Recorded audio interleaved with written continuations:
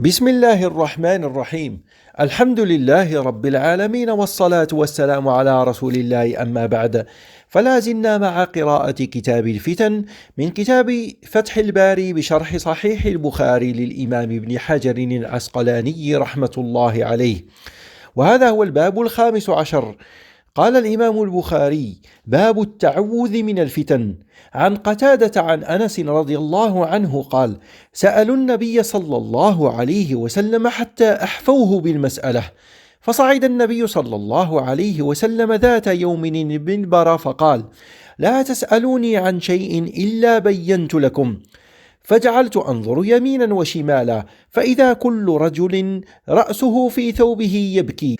فأنشأ رجل كان إذا لاح يدعى إلى غير أبيه، فقال: يا نبي الله، من أبي؟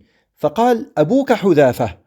ثم أنشأ عمر فقال: رضينا بالله ربا وبالإسلام دينا وبمحمد رسولا، نعوذ بالله من سوء الفتن. فقال النبي صلى الله عليه وسلم: ما رأيت في الخير والشر كاليوم قط، إنه صورت لي الجنة والنار حتى رأيتهما دون الحائط. قال قتادة: يذكر هذا الحديث عند هذه الآية: يا أيها الذين آمنوا لا تسألوا عن أشياء إن تبد لكم تسؤكم. وعن قتادة أن أنسا حدثهم أن نبي الله صلى الله عليه وسلم بهذا، وقال: كل رجل لافا رأسه في ثوبه يبكي، وقال: عائذا بالله من سوء الفتن، أو قال: أعوذ بالله من سوء الفتن. وعن قتادة أن أنسا حدثهم عن النبي صلى الله عليه وسلم بهذا، وقال: عائذا بالله من شر الفتن. قال الإمام ابن حجر: قوله باب التعوذ من الفتن، قال ابن بطال: في مشروعية ذلك الرد على من قال: اسألوا الله الفتنة فإن فيها حصاد المنافقين، وزعم أنه ورد في حديث وهو لا يثبت رفعه، بل الصحيح خلافه. قلت: أخرجه أبو نعيم من حديث علي بلفظ: لا تكره الفتنة في آخر الزمان فإنها تبير المنافقين، وفي سنده ضعيف وهو مجهول.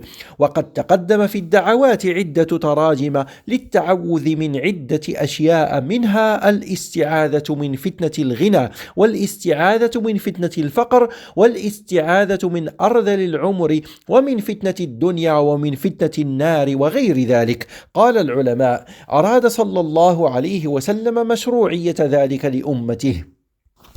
قوله أحفوه أي ألحوا عليه في السؤال، وعند الإسماعيلي في رواية من هذا الوجه: ألحفوه أو أحفوه بالمسألة. قوله ذات يوم المنبر، في رواية الكشميهني: ذات يوم على المنبر. قوله فإذا كل رجل رأسه في ثوبه، في رواية الكشميهني: لاف رأسه في ثوبه. وقد تقدم في تفسير المائدة من وجه آخر: لهم خنين، وهو بالمعجمة أي من البكاء. قوله فأنشأ رجل أي بدأ الكلام. وفي رواية الإسماعيلي: فقام رجل، وفي لفظ له: فأتى رجل. قوله كان إذا لاحا، وهي من الملاحات، وهي المماراة والمجادلة. قال: أبوك حذافة. في رواية معتمر: سمعت أبي عن قتادة. عند الإسماعيلي: واسم الرجل خارجة. قلت: والمعروف أن السائل عبد الله أخو خارجة. وتقدم في تفسير المائدة من قال إنه قيس بن حذافة. وعند أحمد من رواية محمد بن عمرو عن أبي سلمة عن أبي هريرة رفعه: لا تسألوني عن شيء إلا أخبرتكم به. فقال عبد الله بن حذافة: من أبي يا رسول الله؟ قال: حذافة بن قيس. فرجع إلى أمه فقالت له: ما حملك على الذي صنعت؟ فقد كنا في جاهلية. فقال: إني كنت لا أحب أن أعلم من هو أبي من كان من الناس. قوله ثم أنشأ عمر، كذا وقع في هذه الرواية. وتقدم في تفسير سورة المائدة من طريق أخرى أتم من هذا. وعند الإسماعيلي من طريق معتمر المذكور من الزيادة: فأرم. وخشوا أن يكونوا بين يدي أمر عظيم. قال أنس: فجعلت ألتفت يمينا وشمالا فلا أرى كل رجل إلا قد دس رأسه في ثوبه يبكي، وجعل رسول الله صلى الله عليه وسلم يقول: سلوني، فذكر الحديث.